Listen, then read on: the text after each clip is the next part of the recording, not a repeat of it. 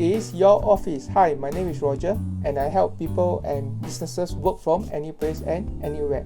So if you see behind me is my 3 monitor setup, the MacBook Pro, the iPad, and my X300 Prism 30-inch widescreen mounted on the study desk. So this is usually how I get my work done. So today on Tech Talk Tuesday, we are going to share with you how to use sidecar to be productive. Well, when I say sidecar, it is not the Apple CarPlay that you play on your car. It's to mirror the Mac screen to your iPad. Alright, so let's see what we can do with this kind of setup and how can it help to make you more productive. So without further ado, let's go.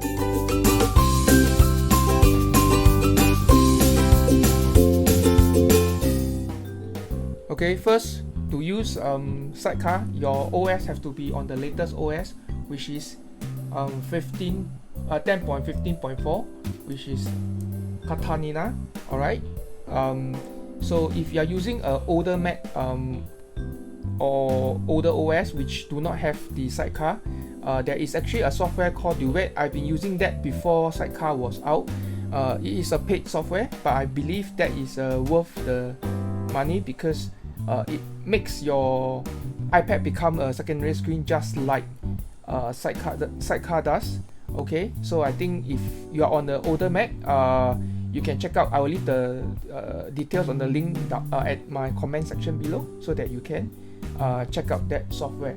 Right, so in order to activate our sidecar, you have just to go into your system preference, okay, of the Mac, and that it will be a sidecar. Alright, so click on sidecar, and if it doesn't connect, you just have to select your Mac. You will be auto pair. So once you select pair, it will always be connected to your Mac. So you can also go through here, and as you see, it is now connected to my iPad Pro. Alright, so once you are connected to your iPad Pro or iPad, you can actually move across the screen like that. See? Wow, it's nice. Okay, so the beauty about having it on your iPad is that it won't activate if you touch the screen. Okay, the only place that you can touch is at the side there. You can see some commands. Alright, it's like for example, I can get the dot to be shown here. I can click on this so that the keyboard is available to type. Alright, but other than that, if I want to click anywhere else on the iPad, I cannot do that. The only way I can do it is if I move the mouse. Alright, if I move the mouse, I can do so. Or if let me turn off the keyboard first. If I use the pencil, see, with the pencil, I'm able to do some movement. Alright, so the other way of how we can use this iPad Pro, and why I like the Magic Keyboard for the iPad Pro, is because it is magnetic. And why so? So basically, what I can do is I can just take out very easily from my keyboard, and then it becomes like a portable tablet with my full browser experience here. See? So it's very nice. And if I want it when I'm back to my desk, I can actually just keep it, and it serves as a very, very nice monitor stand, which I can also adjust the angle, alright, to my liking. Alright, so this is really very useful. Now let me just run a Photoshop. Okay, and I'll bring this closer so that you can see. Oops. Okay, so if it just goes to your main screen, you just have to click and select back your sidecar. Alright, so this is a picture. Okay, and by using the pencil, okay, we can draw. We can draw on using the Photoshop, and the pencil is pressure sensitive. So if I just do a little bit of and then press down, see, so it's pressure sensitive. Alright, so it actually becomes a Wacom board. You don't even have to buy a Wacom board if you have an iPad. It serves as a tablet, it serves as a secondary screen, and it serves as your drawing board. Isn't that sweet? Other use case for the iPad sidecar and the pencil beside drawing would be signature. Alright, so now I have a form that I need to fill. So what I need to do is just to bring this form to my iPad. Okay, so just have to bring this across to my iPad.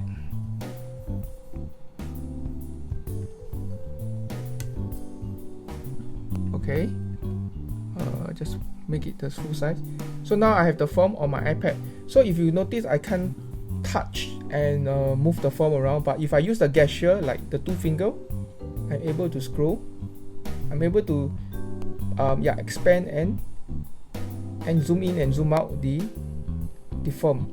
So let me zoom in and let's go to the place that I need to sign. So this is the place that I need my signature on. So with a pencil, okay, with a pencil, I just have to go to the signature field and I can draw a new signature. So I can create a signature from here. Okay, obviously this is not my signature, but let's assume this is. So I just insert and then I can resize it so that people can see. You can place it and then